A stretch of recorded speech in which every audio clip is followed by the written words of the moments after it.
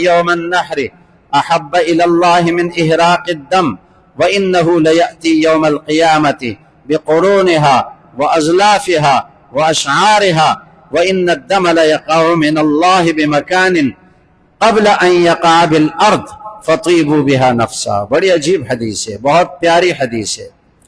نبی کریم صلی اللہ علیہ وسلم نے فرمایا کہ قربانی کے دنوں میں 3 دن ہے قربانی کے، 10 11 12 ذی الحجہ، ان دنوں میں جانور کے خون بہانے کے برابر کوئی عمل اللہ کے نزدیک نہیں ہے. جتنا محبوب اللہ کے نزدیک اس دن جانور کا خون بہانا ہے، اس کے برابر یا اس سے زیادہ محبوب کوئی عمل اللہ کے نزدیک نہیں ہے. مثال کے طور پر ایک آدمی نے 50,000 کا بکرا خریدا اور اس کی قربانی کر دی، یا 20,000 25,000 گائے کا حصہ لیا، قربانی کر دی، خون بہایا. اور دوسرا آدمی 50,000 کے بجائے 50 کروڑ روپیہ صدقہ کرے، غریبوں میں تقسیم کرے، اس کے برابر اجر نہیں ہو سکتا. یہ 50,000 والے کو جو اجر ملے گا نا بکرا ذبح کرنے کا، 50 کروڑ تقسیم کرے غریبوں پر، ان دنوں میں اس کا اجر نہیں پا سکتے. کیونکہ دین عقل کا نام نہیں، دین کا تعلق عقل سے نہیں ہے کہ ہماری عقل جو اچھا سمجھے وہ اچھا ہے، ہماری عقل جس کو برا سمجھے وہ برا ہے. یہ جتنے ملحد قسم کے لوگ ہیں، بے دین قسم کے لوگ، وہ کہتے ہیں کہ بھائی یہ کروڑوں جانور ذبح کر رہے ہو، جانوروں کو ضائع کر رہے ہو، خون برباد ہو جائے گا، یہ ساری رقم غریبوں پر تقسیم کرو. اور یہی بے دین قسم کے لوگ، ملحد قسم کے لوگ، جب ان کی شادیاں ہوتی ہیں اس پر تو کروڑوں روپیہ لگاتے ہیں. وہاں یہ بات ان کو یاد نہیں ہوتی کہ یہ کروڑوں روپیہ شادی پر کیوں لگاتے ہیں، لاکھوں میں کام چلتا ہے، کروڑوں کیوں لگاتے ہیں. پھر اپنے پکنک پر، سیر و تفریح پر یہ کروڑوں روپیہ لگاتے ہیں. لندن سفر سیر کے لیے جاتے ہیں، کروڑوں روپیہ لگاتے ہیں. آسٹریلیا سیر و تفریح کے لیے جاتے ہیں، کروڑوں روپیہ لگاتے ہیں. امریکہ جاتے ہیں، کروڑوں روپیہ لگاتے ہیں سیر و تفریح کے لیے، اور کچھ بھی نہیں. وہاں ان کو یہ کروڑوں روپے یاد نہیں رہتے کہ یہ غریبوں پہ تقسیم کرنے چاہیے. اور یہاں وہ کہتے ہیں کہ بس قربانی کی رقم غریبوں پر تقسیم کی جائے.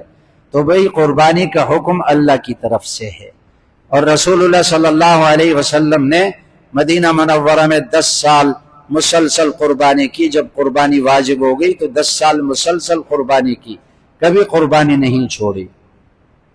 اور پھر قربانی کے گوشت میں مستحب یہ ہے، واجب نہیں ہے، مستحب یہ ہے کہ 3 حصے کر دیے جائیں. ایک حصہ اپنے گھر کے لیے، ایک حصہ اپنے رشتہ داروں پہ تقسیم کیا جائے، ایک حصہ غریبوں کو دیا جائے. اگر کوئی ایسا کر لے تو بہتر ہے. اگر اس کی فیملی بڑی ہے اور اس کے گھر کے افراد زیادہ ہیں اور سارا گھر والوں کو کھلائے تب بھی قربانی ہو جائے گی. دیکھیں، قربانی میں اللہ کو مطلوب جانور کا خون بہانا ہے، باقی گوشت جو بھی کھائے. قربانی کا گوشت غیر مسلم کو بھی دے سکتے ہیں، اس کو بھی کھلا سکتے ہیں. اور نبی کریم صلی اللہ علیہ وسلم نے فرمایا وَإِنَّ الدَّمَ لَيَقَعُ مِنَ اللَّهِ بِمَكَانٍ قَبْلَ أَن يَقَعَ بِالْأَرْضِ. یہ قربانی کا گوشت، قربانی کا خون زمین پر گرنے سے پہلے اللہ کے ہاں قبولیت کے مقام پر پہنچ جاتا ہے. اور فرمایا یہ قربانی کا جانور قیامت کے دن انہو یأتی یوم القیامہ بقرونہا وازلافہا واشعارہا، یہ قربانی کا جانور اپنے سینگوں، اپنے بالوں اور اپنے کھروں سمیت حاضر ہوگا، اور اس شخص کے نیکیوں والے پلڑے میں، ترازو میں اس کو رکھا جائے گا تاکہ نیکیوں والا پلڑا اس کا بھاری ہو جائے. تو بھئی اس دن اپنی نیکیوں والے پلڑے کو بھاری کرنا چاہیے. باقی قربانی کے جو ضروری مسائل ہیں وہ پوچھ لینے چاہیے، معلومات کر لینے چاہیے. بکرا اور بکری اس کی قربانی تب جائز ہے جبکہ 1 سال کا ہو. اگر 1 سال سے 1 دن کم ہو اس کی قربانی جائز نہیں. عموماً جو کہا جاتا ہے نا کہ 2 دانت اس کے نکلے ہوئے ہوں، یہ 2 دانت علامت ہے اس بات کی کہ یہ 1 سال کا ہو گیا. اس سے پہلے دانت نہیں نکلتے، کبھی پہلے بھی نکل جاتے ہیں۔ لیکن اگر ایک آدمی نے بکری خود پالی، بکری کا بچہ خود اپنے گھر میں پالا، اس کو پتہ ہے کہ یہ سال سے ایک دن اس کا کم نہیں ہے، دانت نہیں نکلے ہوئے، تب بھی جو ہے اس کی قربانی جائز ہے۔ ہاں، منڈی میں آپ لیں گے جس کے دانت نہیں نکلے ہوئے، اس کی تحقیق کریں، اس لیے کہ منڈی والے جھوٹ بھی بولتے ہیں۔ اور یہ تو آج کل تو یہ بھی آیا کہ منڈی والے مصنوعی دانت بھی لگاتے ہیں، گھر جب پہنچ جاتا ہے جانور تو وہ بوڑھا ہو جاتا ہے، دانت بھی گر جاتے ہیں اس کے۔ اور گائے کا بچہ 2 سال کا ہو تو اس کی قربانی جائز ہے، 2 سال میں سے 1 دن بھی کم ہو تو قربانی جائز نہیں۔ اونٹنی کا بچہ 5 سال کا ہو تو اس کی قربانی جائز ہے۔ اور بکری، بھیڑ بکری، اس میں 2 آدمی شریک نہیں ہو سکتے، 1 آدمی کی طرف سے قربانی ہو سکتی ہے۔ اگر ایک آدمی 2 3 قربانیاں کرے اپنے مرحومین کے لیے تو ان کو ثواب پہنچتا ہے، اپنے والد کے لیے، اپنی والدہ کے لیے، اپنے مرحومین کے لیے پورا ثواب پہنچتا ہے۔ بلکہ اگر کسی کو اللہ نے توفیق دی تو رسول اللہ صلی اللہ علیہ وسلم کی نیت سے بھی ایک قربانی کرے۔ حضرت علی رضی اللہ عنہ ہر سال 2 دمبے ذبح کرتے تھے۔ کسی نے ان سے پوچھا یہ کیا کرتے ہو؟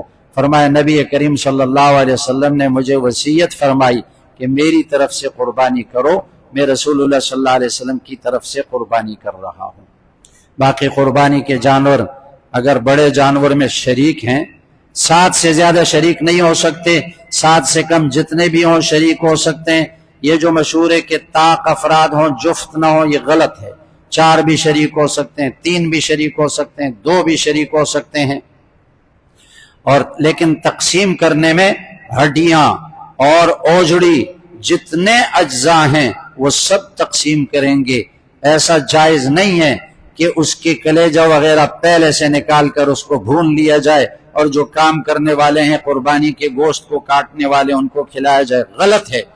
ہر چیز کے 7 حصے بنائے جائیں گے، یا جتنے شریک ہیں ان کے حساب سے ہر چیز کے حصے بنائے جائیں گے۔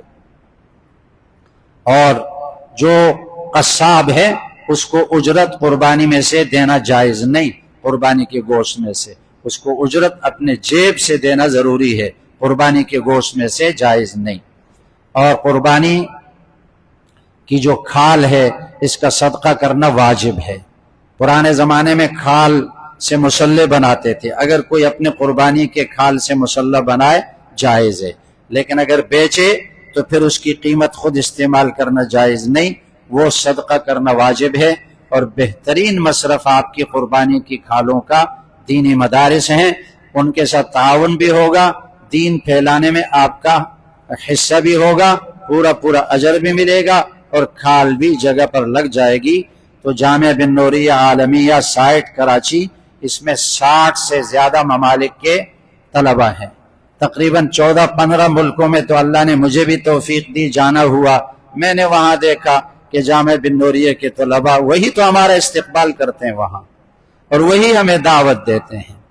ابھی 2 سفر میرے آسٹریلیا کے ہو گئے، وہاں بھی جامعہ بن نوریہ کے پڑھے ہوئے ہمیں نظر آئے، باقی مدارس کے ہمیں پڑھے ہوئے نظر نہیں آئے۔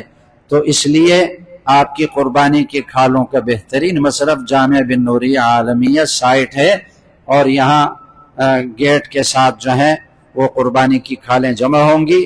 آپ سامنے جو اشتہار لگا ہوا ہے، یہ فون نمبر اپنے پاس لکھ لیں اور رابطہ کر لیں کہ آپ کی کھال قربانی کی کہاں پڑی ہے، وہاں سے وصول کرنے کے لیے انشاءاللہ آدمی آپ کے پاس پہنچ جائے گا۔ سبحانک اللہ۔